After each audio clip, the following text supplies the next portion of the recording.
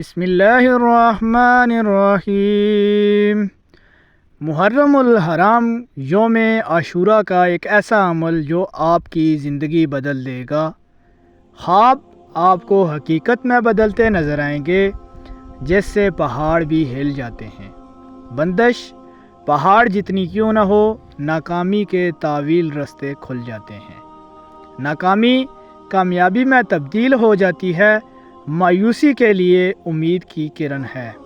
اجڑے ہوئے گھر آباد ہو جاتے ہیں، بدنامی کے داغ مٹ جاتے ہیں۔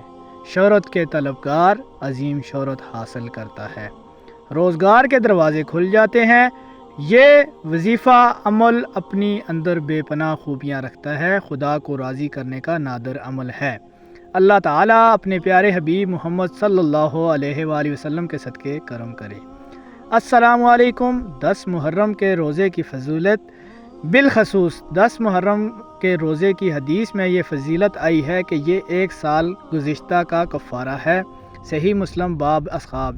اس روز حضرت صلی اللہ علیہ وسلم بھی خصوصی روزہ رکھتے تھے۔ ترغیب پھر نبی صلی اللہ علیہ وسلم کے علم میں یہ بات آئی کہ یہودی بھی اس امر کی خوشی میں 10 محرم کے دن حضرت موسیٰ کو فرعون سے نجات ملی تھی روزہ رکھتے ہیں۔ تو نبی صلی اللہ علیہ وسلم نے فرمایا، عاشوراء 10 محرم کا روزہ تو ضرور رکھو، لیکن یہودیوں کی مخالفت بھی بائیں طور کرو، اور اس کے بعد یا اس سے قبل ایک روزہ اور ساتھ ملا لیا کرو۔